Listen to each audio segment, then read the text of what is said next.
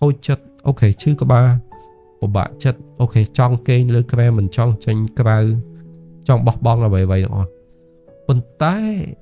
khỏi pe bao bong hay mày trời ok tao khi vừa từ lòng mà chú khi xa chỉ mấy chú mùi nè episode mấy này The Visual Podcast nhóm đặt bên thiên bọn này chân nòng chương này không phiệp mùi này thà ở bên và cho một chú mùi nâng phiệp ở sân khâm sự mẹ nhóm phiệp ở sân khâm vì trừ mùi để mà ai cặp đặt vì chỉ vật bọn mình tu tơi đó nè hay bộc hốp này phiệp ở sân khâm đây xa tại dương hồn nới dương chọp chấm pẹ cho mùi nâng cái đây bấm bấn hoặc này với trường hướng thom đa thế đó nên sẽ mẹp mình đục tu tới để ai đã cái đây bấm bấn tốt là p để dương sẽ mẹp chặt vừa ấy muối nhưng trong bên đây tha phía hoặc sân không có việc cả tranh về hướng đằng này hay sầm nốt số tha bà sân chỉ dương mình ai cặp đặt nơi cam bấn tốt nơi không chỉ vật hay dương đằng này tha ok cam bấn tốt nângวิจิตรพบได้นอมเอายังออกสังคมในเปได้ยังป่าใจขนมกาเตยสมัยการเงยไอ้มวยก็เลยเชียก็ได้สบันในขนมจีบบ่อยเยอะจังแต่เหตุไอ้บันจียังจำไม่เธอมีการเปิดตกให้ในเปได้ยังมันไอ้บัดเส้นจียังมันไอ้กัดได้หืนต่อออนดังบานแต่ใต้ยังเธอประชมกจมวยนังพิบออกสังคมแบบไม่ไปโบธาชีวิตมีนเรื่องชาวบ้านในเธอจูปเตียมีนดำนาเพลย์เวนช่างไงได้ยังนังเธอประชมกจังในเปได้ยังมันอาจkết phật bi hưởng đó nâng á ta dương thử thưa bạn màyในក្នុងវីដេអូមួយនេះខ្ញុំនឹងចែកម្លែកអ្នកនរគ្នាអំពីគន្លឹះសាមញ្ញដែលខ្ញុំគិតថាអាចយកមកអនុវត្តបានហើយយើងអាចនឹងគ្រប់គ្រងនៅផ្លូវចិត្តរបស់យើងអារម្មណ៍របស់យើងនៅពេលដែលយើងទើបតែជួបនៅរឿងបរាជ័យឬក៏ភាពអត់សង្ឃឹមក្នុងជីវិតណាខ្ញុំនៅទីនេះខ្ញុំដូចទាំងអស់គ្នាដែរហ្នឹងពេលខ្លះខ្ញុំឆ្អែតនឹងអាភាពអស់សង្ឃឹមនៅអារឿងដដែលដែលកើតឡើងក្នុងជីវិតមែនតើហើយខ្ញុំសួរខ្លួនឯងថាតើវាទៅជួបនៅរឿងបែបហ្នឹងដល់ប៉ុណ្ណាប៉ុន្តែនៅពេលដែលយើងជួបនៅរឿងបែបហ្នឹងយូរទៅវាខ្ញុំចង់មានថាវាដូចជាស៊ាំរបស់គ្នាដូចស៊ាំមួយរឿងទាំងអស់ហ្នឹងប៉ុន្តែយើងអត់គិតវេះទេយើងទទួលយករឿងទាំងអស់ហ្នឹងរឿងអស់សង្ឃឹមទាំងអស់ហ្នឹងរឿងបរាជ័យរឿងខកចិត្តហើយខ្ញុំមិនទៅតោមនោះឲ្យខ្លាំងទេវាមកពីខ្ញុំខ្លួនខ្ញុំហ្នឹងខ្ញុំដាក់ក្តីបំពឹងដែរទើបនៅពេលដែលរឿងដែលវាអត់អាចស្របទៅតាមក្តីបំពឹងហ្នឹងវាធ្វើឲ្យយើងអស់សង្ឃឹមអញ្ចឹងកុំឲ្យខាត់ពេកអាស្វ័យនេះនៅក្នុងវីដេអូមួយនេះខ្ញុំចែកម្លែកប្រហែលចំណុចដែលខ្ញុំនិយាយពីខាងដើមអញ្ចឹងហើយបើទាំងអស់គ្នាចូលចិត្តវីដេអូនៃការចែកម្លែកទៅលើប្រធានបទនៃការលើកទឹកចិត្តក៏ដូចជាការបោះសមត្ថភាពឬចំណេះដឹងផ្សេងៗកុំភ្លេចជួយ Subscribe ខ្ញុំម្នាក់មួយផងដើម្បីជាការលើកទឹកចិត្តក៏ដូចជាបន្តនៅការគ្រប់គ្រងសម្រាប់ខ្ញុំក្នុងការផលិតនៅមាតិកាផ្សេងបែបនេះបន្តទៀតអស់គ្នាចំណុចទី1ដែលខ្ញុំគិតថាដើម្បីរៀន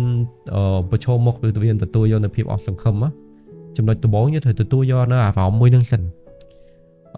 ហើយយើងត្រូវដឹងថាអាភាពអស់សង្ឃឹមនោះវាជារឿងធម្មតាទេតោះគ្នាត្រូវដឹងថានៅលើโลกនេះមានរឿងច្រើនណាស់ដែលទោះបីយើងមានផែនការយ៉ាងណាក៏ដោយយើងមានចក្ខុវិស័យយ៉ាងណាក៏ដោយប៉ុន្តែគំនិតរបស់យើងនៅតែជាគំនិតមិនអាចសម្រេចទៅបានណាហើយលទ្ធផលដែលវាមិនអាចសម្រេចទៅបានវាផ្ដល់នូវភាពអស់សង្ឃឹមវាគឺជារឿងធម្មតាទៅហើយអញ្ចឹងយើងទទួលយកអារម្មណ៍អស់សង្ឃឹមទៅថាអូខេវាមិនអាចដូចអ្វីយើងគិតទេទោះបីយើងពឹងផ្អែកយ៉ាងណាក៏ដោយក៏វាមិនអាចឲ្យយើងទទួលបាននៅអ្វីដែលវារលូនដូចជាការគិតរបស់យើងទេខ្ញុំចែកម្លែកបទពិសោធន៍មួយថ្មីនេះខ្ញុំទទួលយកនៅភាពអស់សង្ឃឹមមួយដ៏រៀងធ្ងន់ធ្ងរដែរខ្ញុំបានពឹងប្រែងបដោតធ្វើការងារសំខាន់មួយដែលមានឥទ្ធិពលនៅក្នុងជីវិតរបស់ខ្ញុំក្នុងអំឡុងពេល3ទៅ5ឆ្នាំទៀតហើយវាស្ថិតនៅក្នុងផែនការមេនៃការអភិវឌ្ឍខ្លួនរបស់ខ្ញុំផងដែរប៉ុន្តែដោយសារតែហេតុផលមួយចំនួនវាបានធ្វើឲ្យរឿងដែលខ្ញុំពឹងប្រែងហ្នឹងវាលាយបាត់សូន្យតែម្ដងប៉ុន្តែខ្ញុំអត់ទៅតោមម្នោះអីខ្លាំងទេក៏ខ្ញុំត្រឡប់មកគិតសារថ្មីខ្ញុំគិតថាតែប្រឈមមុខជាមួយរឿងបែបនេះខ្ញុំអាចធ្វើឲ្យបាន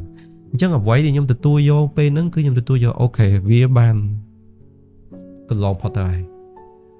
ខ្ញុំពិតជាបានពឹងផ្អែកហើយអ្វីដែលខ្ញុំតស៊ូហ្នឹងគឺខ្ញុំកើតចេញពីការជំនះរបស់ខ្ញុំតាំងពីដើមអញ្ចឹងខ្ញុំបានពឹងផ្អែកយើងបានព្យាយាមអស់លទ្ធភាពហើយ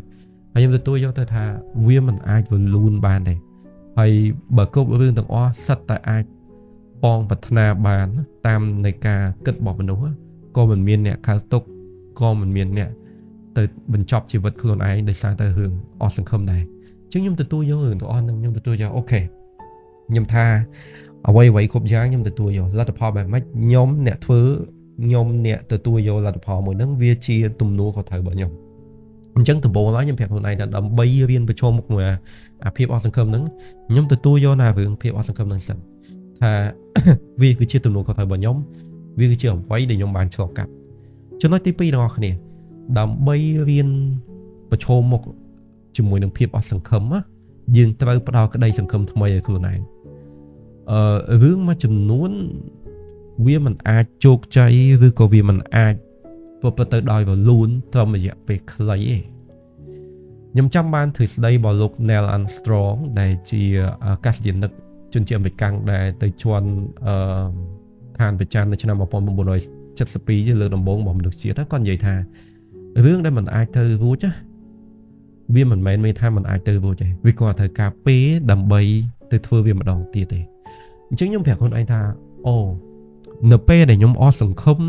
ប្រកាសថាខ្ញុំគឺ stress ប្រកាសណាគឺខ្ញុំចង់បោះបង់ខ្ញុំចង់ទម្លាក់ចោលអ្វីៗទាំងអស់ខ្ញុំមានថាវាគួរឲ្យធុញវារំខាន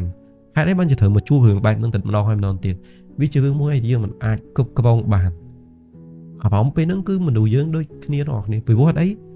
យើងមានក្តីបំពឹងទុកនៅពេលដែលវាខុសការបំពឹងទុកវាធ្វើឲ្យយើងអស់សង្ឃឹមប៉ុន្តែខ្ញុំភ្លាមខ្ញុំបានបង្កើតនៅក្តីសង្ឃឹមមួយឲ្យខ្លួនឯងថាខ្ញុំប្រាប់ខ្លួនឯងថាអូខេយ៉ាងហោចណាស់ខ្ញុំបានដឹងថាវិធីសាស្ត្រដែលខ្ញុំគិតផ្លូវដែលខ្ញុំដើរហ្នឹងវាអត់ដំណើរការទេវាអត់អាចសម្រេចបានទេអញ្ចឹងភ្លាមនេះខ្ញុំគិតមួយទៀតខ្ញុំគិតថា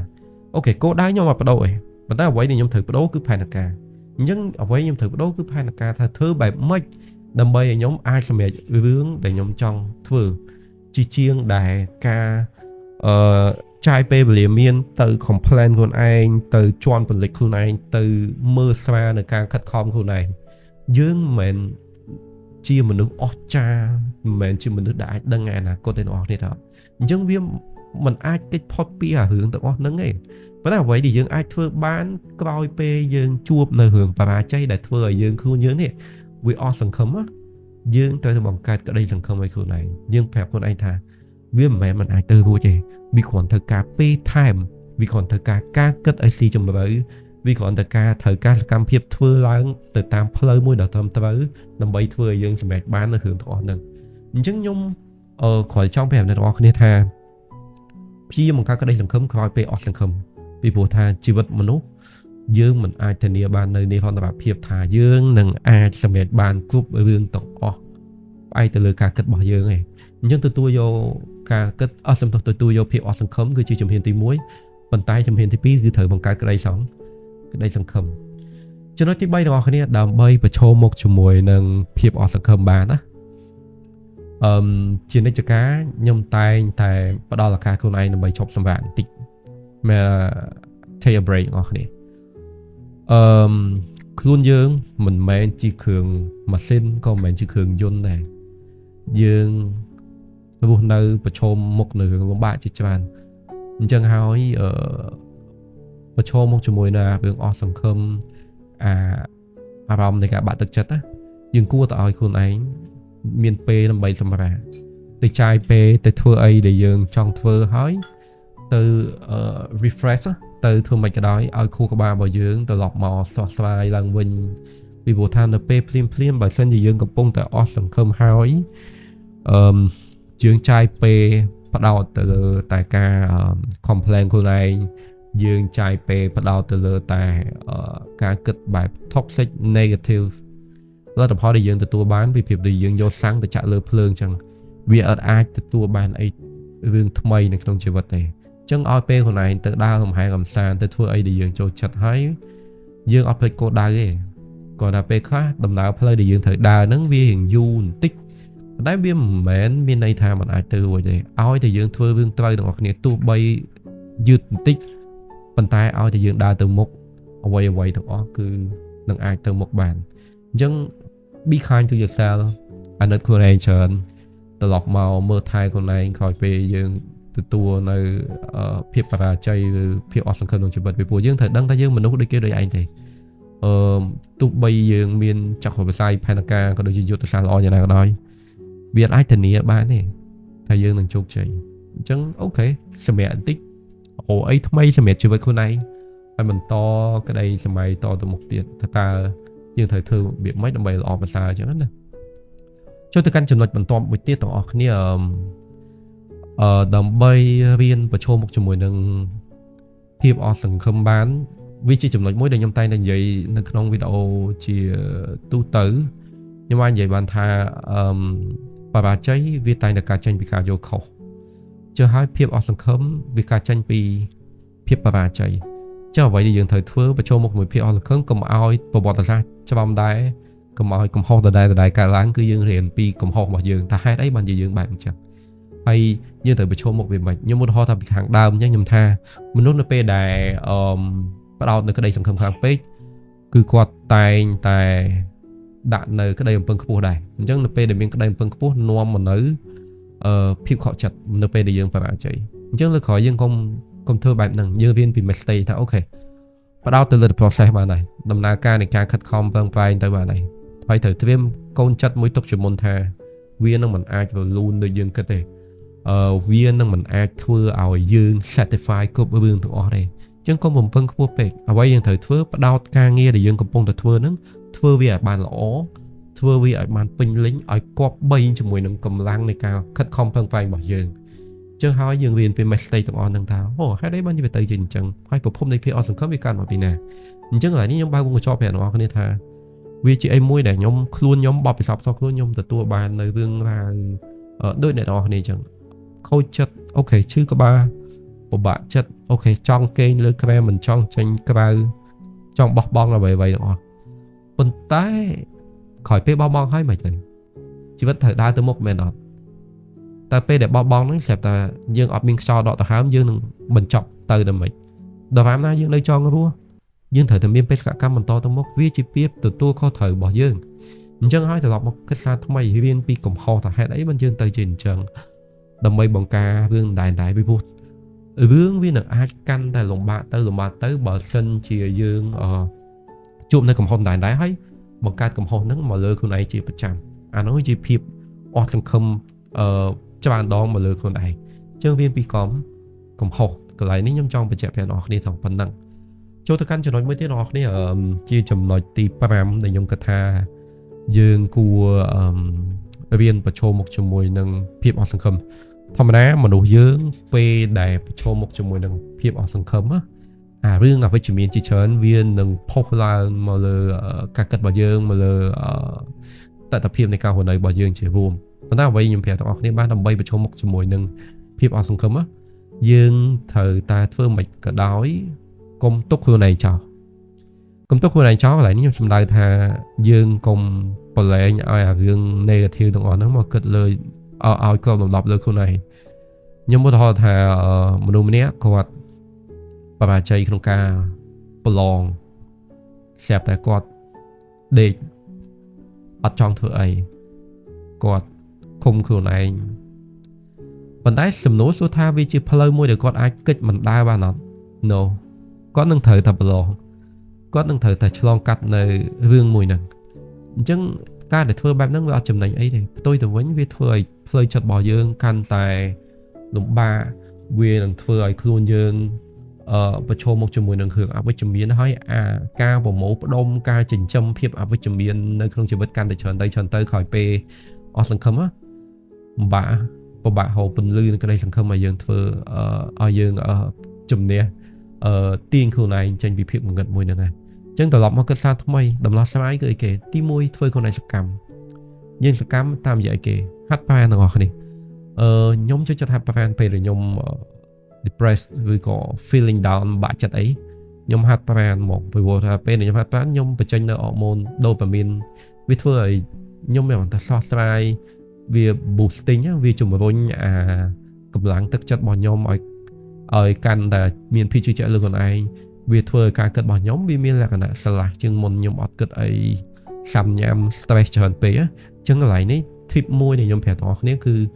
យើងធ្វើការហាត់ប្រាណចឹងហាត់ប្រាណជួយច្រើនមែនទែនក្រៅពីហ្នឹងមានmindfulness activity មួយចំនួនមានសកម្មភាពដែល ជួយខ្លួនយើងមួយចំនួនទៀតដូចជាការធ្វើសមាធិអស់ដល់ដូចជាការទៅធ្វើសកម្មភាពដែលជាចំណង់ចំណូលចិត្តរបស់យើងអញ្ចឹងតិចម្ដងយើងនឹងមានអារម្មណ៍ថាអ្វីៗហ្នឹងវានឹងល្អប្រសើរម្ដងតិចទោះបីយើងមិនទាន់សម្រេចក៏ដោយប៉ុន្តែយើងត្រូវដឹងថាខ្លួនយើងគឺជាចំណុចផ្ដើមនៃការទៅធ្វើការងាររបស់បើខ្លួនយើងអត់វឹងមាំហើយធ្វើចិត្តធ្វើការយើងធ្លាក់ចុះទៀតអត់មាននរណាជួយយើងបានទេនៅទីបញ្ចប់អរគុណទាំងអស់គ្នាសម្រាប់ការតាមដានវីដេអូមួយនេះតាំងពីដើមរហូតដល់ចប់ខ្ញុំដាក់ចំណងជើងថារៀនប្រឈមមុខជាមួយនឹងភាពអត់សង្ឃឹមវាមិនអាចមិនមានទេនៅក្នុងជីវិតគឺមានសម្រាប់មនុស្សទូទៅប៉ុន្តែអ្វីខ្ញុំចង់ប្រាប់ដល់អ្នកគ្នាគឺប្រឈមមុខវាទៅបើយើងមិនអាចកិច្ចពីវាអញ្ចឹងប្រឈមមុខវាអារម្មណ៍បាក់ទៅចិត្តលាក់អញ្ចឹងទៅវាមានអត្ថប្រយោជន៍មកលើជីវិតយើងមែនតើប៉ុន្តែយើងត្រូវរៀនគ្រប់គ្រងវាមិនស្រួលដោយអ្វីដែលខ្ញុំនិយាយក្នុងប្រហែលទីមុននេះហើយវាក៏មិនស្រួលទាំងខ្ញុំដែលខ្លួនខ្ញុំធ្លាប់ឆ្លងបបិសោតហ្នឹងខ្ញុំពេលខ្លះខ្ញុំជួបវាម្ដងខ្ញុំមានអារម្មណ៍ថាដកដង្ហើមធំដែរចង់បោះបង់ចោលដែរប៉ុន្តែខ្ញុំនៅតែបន្តជំនះពីព្រោះហេតុអីវាគឺជាកាតព្វកិច្ចរបស់ខ្ញុំវាគឺភាពទទួលខុសត្រូវរបស់ខ្ញុំក្នុងបេសកកម្មមកលើភពផែនដីមួយនេះអញ្ចឹងជាថ្មីម្ដងទៀតអរគុណសម្រាប់ភក្ដីភាពរបស់អ្នកនរគ្នាសម្រាប់ការតាមដានវីដេអូមួយនេះតាំងពីដើមរហូតដល់ចប់ហើយខ្ញុំនឹងជួបអ្នកនរគ្នានៅក្នុងវីដេអូផ្សេងទៀតសូមជម្រាបលា